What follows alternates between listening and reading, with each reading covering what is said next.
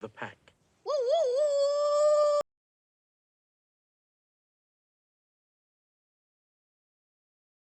Yo la team, cette fois ça va être la dernière partie de notre vlog en Pologne et cette fois-ci ça va être beaucoup moins drôle que d'habitude.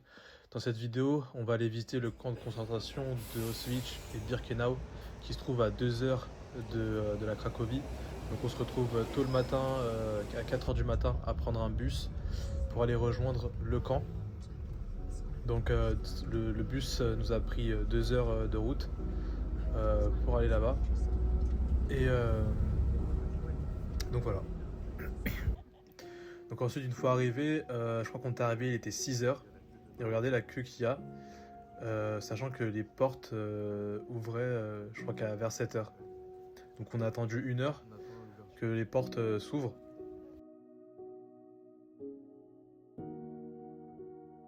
Enfin, une fois l'heure arrivée, donc on nous a ouvert.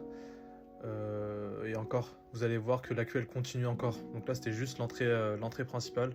Mais l'entrée de tout ce qui est billetterie, etc., ça avait pas encore ouvert. Et ça, à ce moment-là, je savais pas. J'avais l'impression qu'on était venu un peu tôt, mais bon.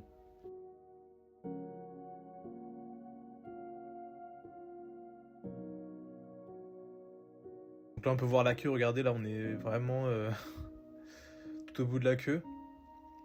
Et donc à ce moment-là, je crois qu'il devait être 7h30, 8h. Les gars, on a eu nos billets là, mais c'est le bordel. Ouais, on s'est réveillé à 4h du matin. On s'est réveillé à 4h du matin pour avoir le billet à 12h30. C'est dingue. Là, Donc pendant l'heure d'attente jusqu'à 12h30, notre guide nous a emmenés en dehors du camp. Vraiment à 15 minutes du camp où il y a encore des vestiges. The German name of the towns at which the camps are located. Auschwitz in Polish is basically Oświęcim, translated to German means Auschwitz, and Birkenau in Polish means Brzezinka. So those are the German names of the towns at which the camps are located. First of all, I'm going to explain the place at which we are currently at. This is a place called the Judenrampe, and because Auschwitz-Birkenau is not just Auschwitz 1, 2, and in the past Auschwitz number 3, that was also a complex of about 40 plus sub-camps. What were those sub-camps? Sometimes they were just factories at which the Germans were lacking some workers, so that's why the SS was taking control of those factories, surrounding it with a barbed wire and turning it into a minor camp where they were placing the prisoners and forcing them to work. And there's just one more thing that Donc une fois cette explication du guide, donc là on nous amène voir un wagon. Donc à l'époque, des millions de juifs étaient emmenés via ces wagons-là depuis toute l'Europe, depuis la France, l'Espagne, l'Italie. Et en fait, ils arrivaient sur ces rails-là vers le camp de la mort. as they were arriving to Auschwitz-Birkenau, those first prisoners, they were driving through the city of Krakow, the Krakow's main station, which was then decorated in the Nazi German flags. And why was that?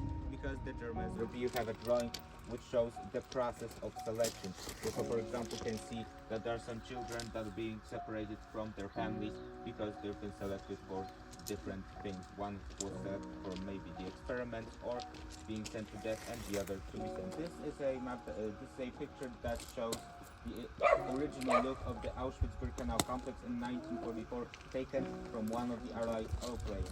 You can see, for example, the Auschwitz camp number 1, which is located over here. It has about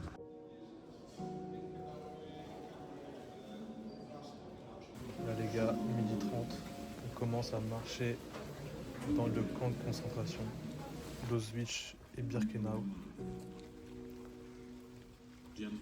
Dès les premiers pas les gars, on sent qu'il y a une atmosphère bizarre, un peu triste. En plus ce jour-là il pleuvait, donc c'était vraiment triste là. Du coup dès qu'on entre on voit une sorte des sortes de commémorations. Je pense que c'est aux pays qui ont participé à la libération du camp. Donc voilà, donc déjà les premiers pas dans le camp ils sont un peu, je sais pas, je pourrais même pas vous expliquer. Franchement on sent qu'il y a une grosse histoire qui a eu lieu dans ce camp en fait. Dès que ça c'est mes premières impressions, c'est que dès les premiers pas on comprend un peu ce qui s'est passé ici, que c'était pas que c'était quelque chose de terrible quoi.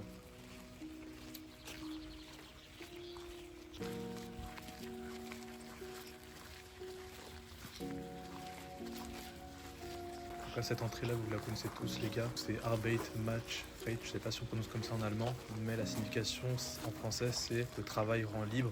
Et en fait, c'était un mensonge. C'était une illusion qui était donnée aux prisonniers, juifs ou autres, qui venaient ici pour leur donner un peu un espoir de liberté, quoi. Dès les premiers pas dans le camp, on voit que tous les bâtiments se ressemblent un peu. Donc une fois que je suis arrivé là, moi j'étais un peu perdu parce que du coup tous les bâtiments se ressemblent, mais chaque bâtiment a sa spécificité. Par exemple, il y a un bâtiment qui va appartenir au corps médical, par exemple, et un autre bâtiment qui va, je sais pas moi, qui va appartenir à ceux qui vont torturer les gens. Donc voilà, chaque bâtiment a sa spécificité et tous les bâtiments se ressemblent.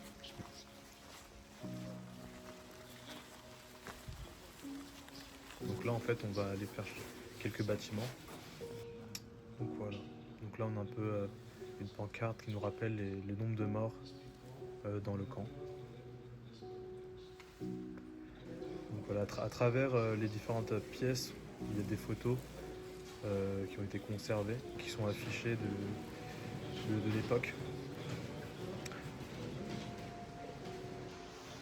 On a un peu une maquette du camp, de comment c'était organisé quoi, à l'intérieur des bâtiments.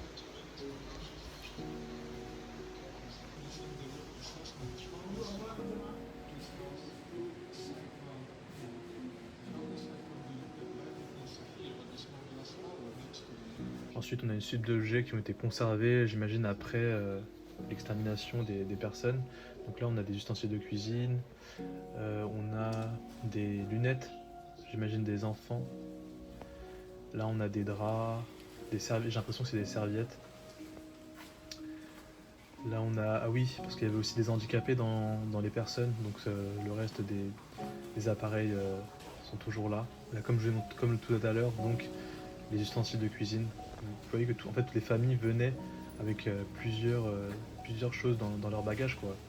C'est quelque chose qui nous a vraiment fait mal au cœur. Ça, ce sont les chaussures. On peut voir de la taille qu'il y avait pas mal d'enfants, de femmes.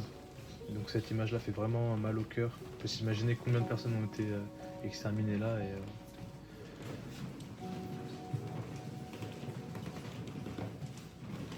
On peut voir les sacs avec lesquels les personnes sont venues. On peut voir qu'il y a des noms dessus parce que les gens pensaient venir en vacances et repartir, pensaient venir et repartir, et finalement non, ils ont été massacrés là-bas. Là, on peut voir des sortes de lits, de matelas au sol où certains prisonniers avaient l'habitude de dormir. Et sur cette allée-là, sur le mur, donc, des photos d'anciens prisonniers qui sont, j'imagine, pour la plupart décédés. Là, on arrive au niveau des toilettes, donc pour voir, il n'y a vraiment pas d'intimité. Donc franchement, cette allée fait vraiment mal au cœur. On a aussi là les salles de bain, donc je pense que c'est les sanitaires, on devait se laver les mains. On peut voir un peu que tout le monde était entassé côte à côte, quoi. Là, c'est les dortoirs.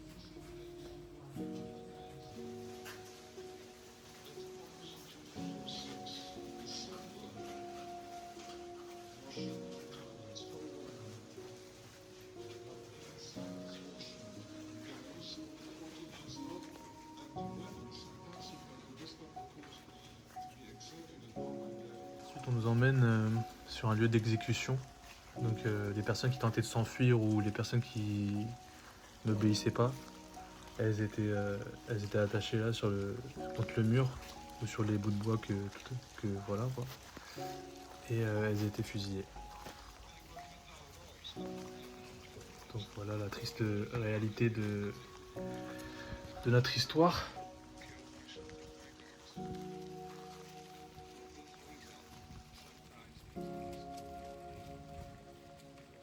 Ensuite, le guide nous montre un des dernières chambres à gaz qui existent, je crois, à Auschwitz, parce que je crois que la plupart ont été détruites. Donc vous voyez un peu comment c'est à l'intérieur. Ça fait vraiment peur. Donc là au-dessus, on avait là où je pense que le gaz était envoyé. Et à l'intérieur, tout le monde était entassé, quoi. J'imagine pas que l'enfer que ça a dû être. Franchement, l'ambiance dedans, c'était vraiment glauque, quoi. Vraiment, je peux même pas vous décrire. Mais franchement, c'est terrible. C'était terrible. Là, on a les fours. Donc là, c'est là où les corps étaient brûlés. C'est là où, du coup, on retirait tout leur or, leurs lunettes, les habits, enfin, les restes, quoi. Tout ce qui reste, les dents en argent, plein de trucs comme ça, les restes. Là, les gars, on vient de faire Auschwitz. Et là, en fait, on vient de faire la deuxième partie de la visite. Ça va être Birkenau. Donc, c'est la deuxième partie du camp de concentration. Bon, c'était émouvant, hein, le Auschwitz. De toute façon, vous avez pu le voir. Je n'ai pas pu parler pendant la vidéo parce qu'on n'a pas le droit de prendre de selfie à l'intérieur. Mais franchement, ça fait super émouvant. Tu vois les trucs qui se sont passés à l'intérieur et tout. Tu te dis, wesh, comment l'humain il est mauvais de ouf. Et voilà. Du coup, là, en fait, on est devant Birkenau. Et on va continuer la visite dedans. Et je suis en train de voir en fait comment c'est par rapport à Auschwitz. Est-ce que c'est pire? En tout cas, ça m'a l'air plus grand comme ça vu de devant.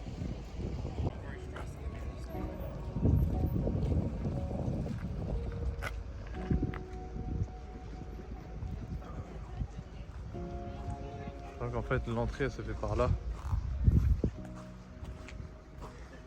Comme ça. Directement.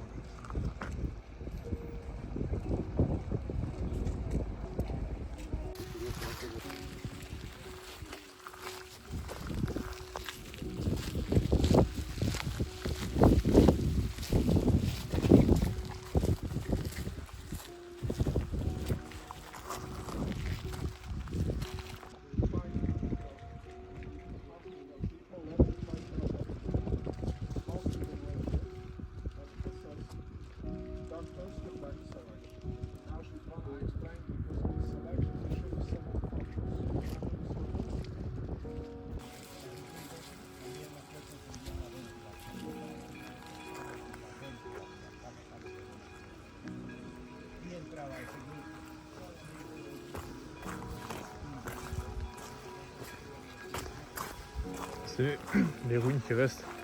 C'est les Polonais qui ont détruit les restes de bâtiments de crématoires nazis pour construire leur bâtiment. Et ils ont détruit deux crématoires, je crois. On peut les voir. Et après, ils ont utilisé des débris là pour construire ce qu'il y a derrière. Et aussi des bâtiments eux.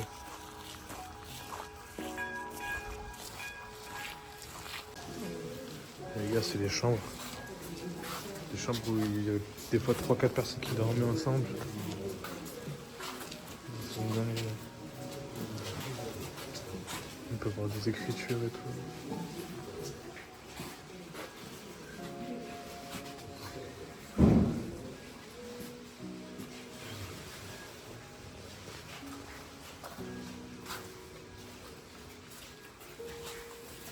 Ça c'est le dortoir des femmes là.